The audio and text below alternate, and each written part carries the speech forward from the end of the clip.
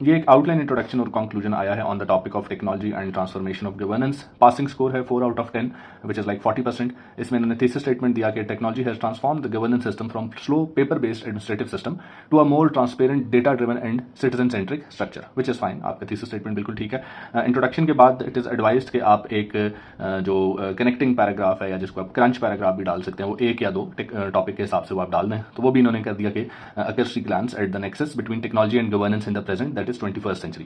थोड़ी सी कुछ पेटी मिस्टेक्स थी जो कि इसमें ठीक कर दी गई, कुछ प्रेपोजिशन वगैरह की और कुछ बेहतर तरीके से बात को एक्सप्रेस करने के लिए। फिर ये अपने मेन जो इनका थीसिस है उसको डिफाइन करने के लिए आगे कि how has technology transform the governance into transparent, efficient and quicker administrative structure. इस पे इन्होंने कुछ पॉइंट्स दिए जिसमें साथ मैंने कुछ वैल्यू एडिशन भी किया। मैंने सिर्फ एक फूड फॉर थॉट दिया कि for example if this is valid on Pakistan और नॉट। जैसे technology strengthens electoral integrity and curbs election rigging to bring transparency. इसमें उन्होंने एस्टोनिया का जो वोटिंग सिस्टम है उसके बारे में थोड़ी सी बात की है, लेकिन जस्ट इन केस मैंने थोड़ा सा बता दिया कि पाकिस्तान पे ये इस तरह से वैलिड नहीं होगा, यहाँ पे ये इस तरह से कामयाब नहीं रहेगा। फिर technology helps to control tax evasion and power pilferage. Pilferage the word जो है ना यहाँ पे ठीक नहीं है। पिल्फरेज जो है वो चोरी होती है, लेकिन वो कौन सी चोरी होती है? वो ऐसी चोरी होती है जो कि आप अपनी वर्क प्लेस पे करते हैं। फॉर एग्जाम्पल, अगर आप किसी दुकान पे काम कर रहे हैं, आप किसी स्टोर पे काम कर रहे हैं और वहाँ की जो इन्वेंट्री है वहाँ से अगर आप कोई चीज़ चुरा के घर ले जाते हैं या किसी भी इस्तेमाल में ले आते हैं, तो उस एक्ट को जो है हम पिल्फरेज कहते हैं। तो वहाँ पे पावर थेफ्ट जो है मेरे ख्याल एक मुनासिब वर्ड इधर रहेगा। इन्होंने इसके लिए digitalization of the tax in Rwanda को जो है इन्होंने थोड़ा सा डिस्कस किया और देखते हैं कि इसमें फिर ये कितना इसको वैलिड जो है वो करार दे सकते हैं कि आया ये ठीक है या नहीं है, मतलब आया इसने वाकई में कोई टैक्स इकोनॉमी में कोई इंपैक्ट क्रिएट किया सिग्निफिकेंट या नहीं। फिर इन्होंने कहा कि open data portals allow US citizens to scrutinize government performance and keep vigilant check on any negligence. इन्होंने यूएस की इसमें एक एग्जांपल दी थी, लेकिन वो यूनाइटेड स्टेट्स है, एक डेवलप मुल्क है और इस तरह के ममालिक में इस तरह की चीज़ें चलती भी हैं। पाकिस्तान या जो थर्ड वर्ल्ड कंट्रीज है वहाँ पर एक इलूसिव ड्रीम है, मेरे ख्याल में इससे ज़्यादा कुछ भी नहीं है। फिर AI weather checking app helps to give government pre disaster alarms and pre disaster management awareness.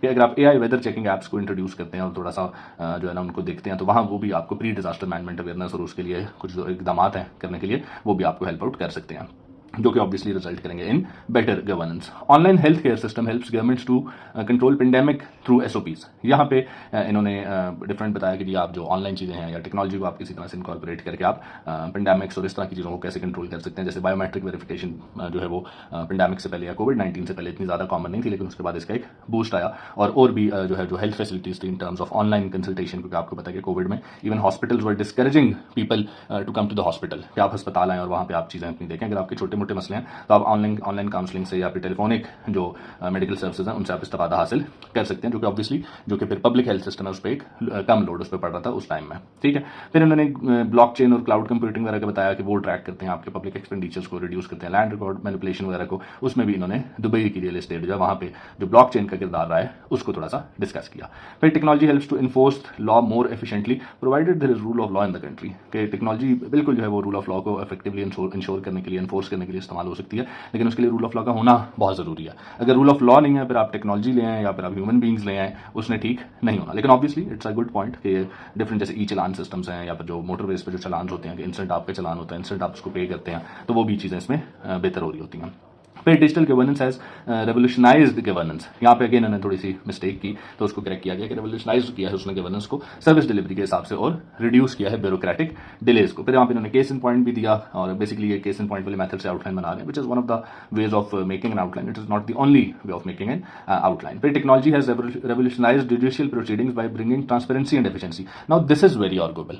ये जो पॉइंट है ये बहुत ज़्यादा आर्गुएबल है, इस पर बहुत डिबेटेबल है और मेरा नहीं ख्याल कि इसमें जो टेक्नोलॉजी ने जो वो जुडिशियल प्रोसीजर्स को या प्रोसीडिंग्स को ट्रांसपेरेंसी और एफिशिएंसी उसमें लेके आया। ट्रांसपेरेंसी का तो नहीं पता, लेकिन एफिशिएंसी तो मतलब बिल्कुल ही नहीं लेके आया। तो I would like you to add on this too कि आपका क्या ख्याल है कि क्या टेक्नोलॉजी ने वैसे वाकई ऐसा किया? मेरे नज़दीक के काफ़ी आर्गुएबल पॉइंट है। अक्सर इस तरह के जो कोई आर्गुएबल पॉइंट्स होते हैं मुझे लगता है कि स्टूडेंट ने for the sake of it एक पॉइंट बना दिया तो उनको हम थोड़ा सा फिर इधर बता देते हैं एवैल्यूएशन में कि यार ये थोड़ा सा हाथ उला रखो उस पर। ठीक है। फिर इन्होंने digital technology has removed paper based, ये पता नहीं क्या लिखा मुझे लफ्ज़ समझ नहीं आ रहा, and brought easiness for government. कि जो डिजिटल टेक्नोलॉजी है उसने पेपर बेस्ड जो आप कह सकते हैं जो इकॉनमी है, पता नहीं कंसेंसस कह रहे हैं या क्या कह रहे हैं, I am really not getting this word, लेकिन उस पर भी इन्होंने समहाउ कुछ चीज़ ऐड की है।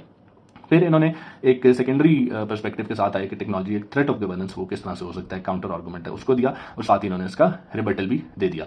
फिर हम इनके इंट्रोडक्शन में आते हैं तो वो उसमें बहुत ज़्यादा मिस्टेक्स नहीं है, पेटी मिस्टेक्स हैं which can easily be fixed, इसमें इतना कोई मसला नहीं है। आपने सिर्फ इशू को अंडरस्टैंड करना है और उसको फिक्स करना है और इंश्योर करना है कि जो नेक्स्ट राइटअप है उसमें ये वाली जो पेटी मिस्टेक्स हैं वो ना हो। जब आप इन पेटी मिस्टेक्स पे काम करेंगे तो आपका जो रिजल्ट्स हैं वो फिर मीनिंगफुल होना जो है वो स्टार्ट हो जाते हैं। तो I hope that you like this evaluation. Outline, introduction, conclusion का जो प्लान है वो एक वंडरफुल प्लान है when it comes to writing essays या प्रैक्टिसिंग एसेज, क्योंकि फुल लेंथ एसे से आसान होता है, इसके लिखना बंदा जल्दी भी लिख लेता है, इस पर मोटिवेटेड भी होता है, एंड देन ये आपको इंकरेज भी करता है to start writing full length essays eventually, के बजाय आपके एकदम ही आप फुल लेंथ एसेज लिखना शुरू करें और आप उसमें गलतियां करें और फिर आप फेल हो, फिर आप डिस्करेज हो जाए, फिर आप लिखना ही छोड़ दें।